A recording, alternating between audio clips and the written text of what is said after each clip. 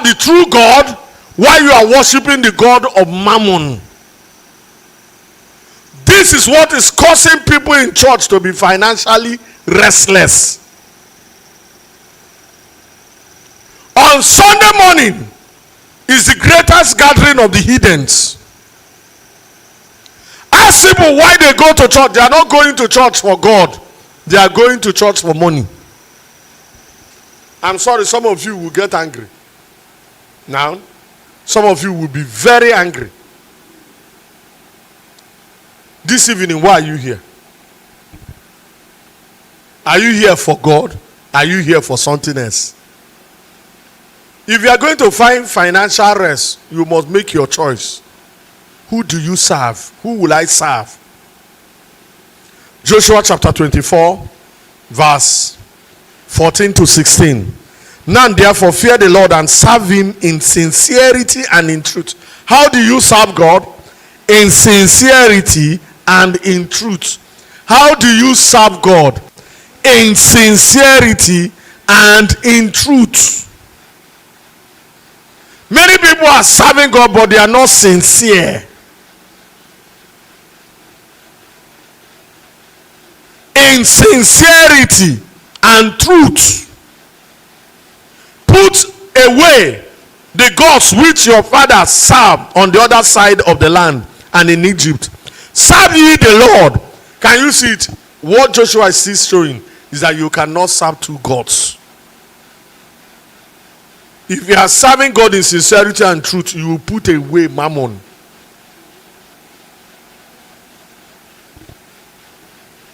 Verse 15. If it seem evil unto you to serve the Lord, choose ye this day whom you will serve, whether the God which your fathers served that were on the other side of the flood, or the God of the Amorites, in whose land you dwell. But as for me and my house, we will serve the Lord. Say, as for me and my house. Say it louder. Shout it on top of your voice. Scream it louder. As for me and my house, we will serve the Lord. And the people answered and said, God forbid that we should forsake the Lord to serve other gods. Please, everybody hear me. You cannot find financial rest until you pass the test of choice of who to serve and worship. I repeat, you can never find financial rest. Remember what financial rest is?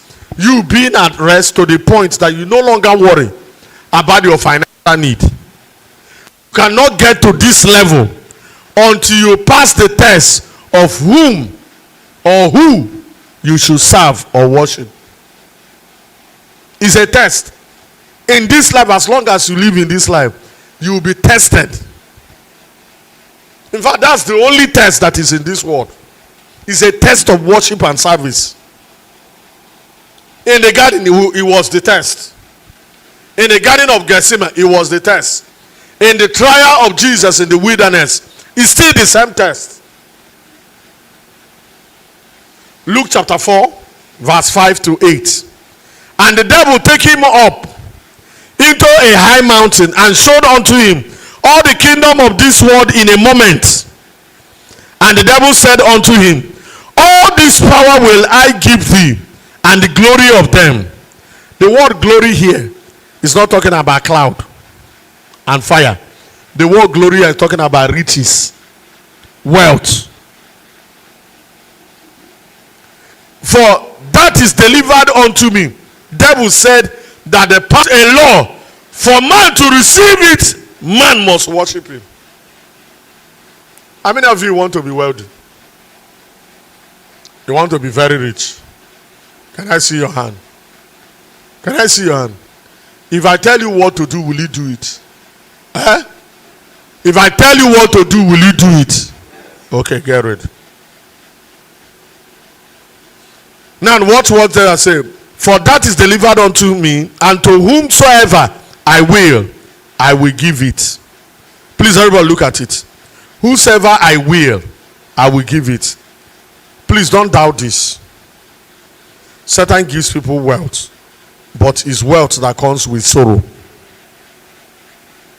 Because what he will tell you to use to worship him might cost you your life.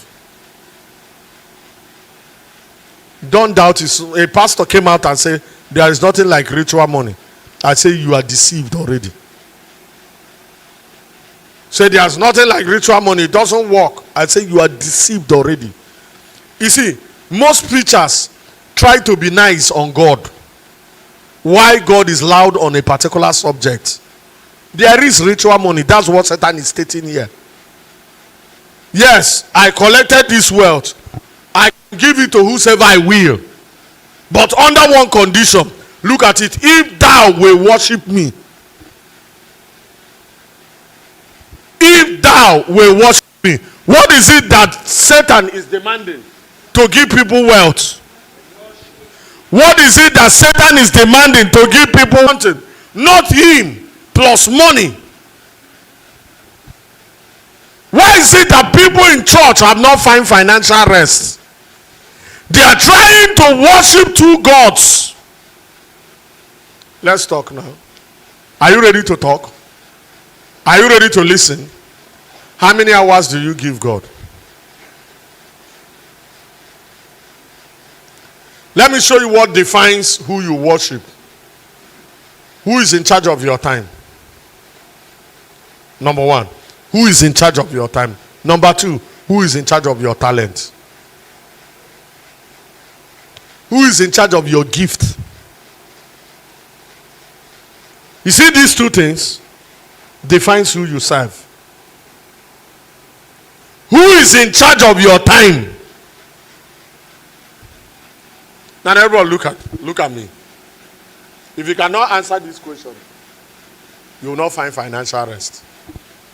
God gave man how many days to work? And gave man 1 day off. Why did God give man 1 day of rest? So that man can worship him and fellowship with him. Now, do we observe that? You will say we'll come to church on Sunday. Some say they go to church on Saturday. Let's talk. Sunday, how many hours do you spend in church?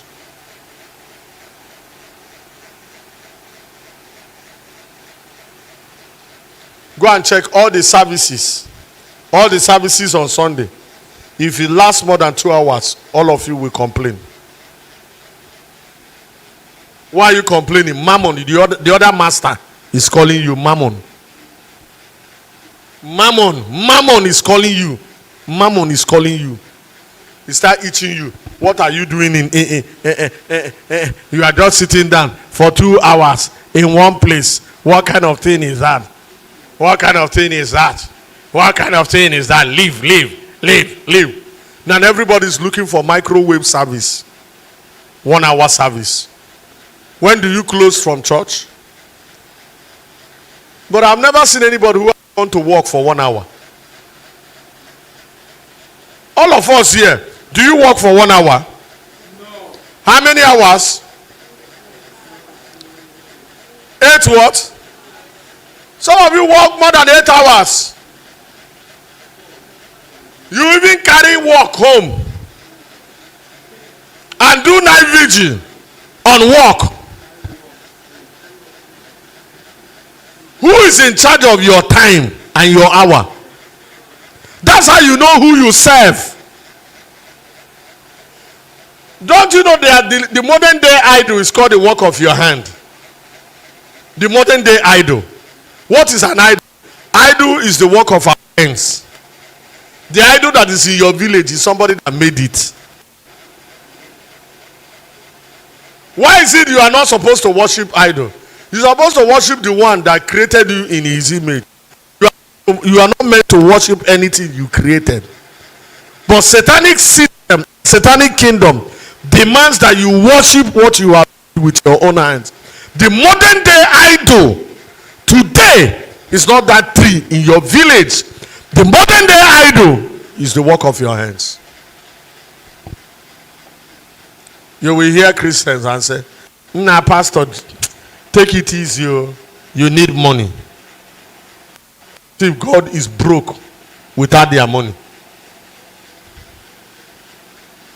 Pastor, okay, let me ask you this question. Please don't feel embarrassed. Don't feel embarrassed. Please, everybody look at me. Don't feel embarrassed. You own a shop and it's time for prayer. It's time for prayer.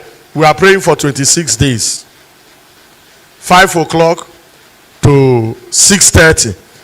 And customers are coming exactly by 5. What do you think a Christian would do? People of that religion, what do you think they would do? And they will close the shop and go for their prayers. What if he's a Christian? Be very honest. God. So guess what he will do? He will sell to them and collect the money. After all, I will pay tithe and sow seed. Is he worshiping God? No. He's an idol worshiper. Is he worshiping God? No. I showed my wife yesterday a footballer that was called for national team friendly in France. He's playing for France, but he's somebody of the other religion. They are fasting. The guy was told to stop fasting and come for training. The guy said to the coach, I will not stop fasting. When I finish fasting, I train. They have to withdraw him. If it is our own, Lord, as I train, help me to score the goal, the winning goal. That's why we can't find financial rest. The God you serve say, come unto me. When you come, what he offers you is rest. Then at that point of rest, he begin to teach you. Then let's go.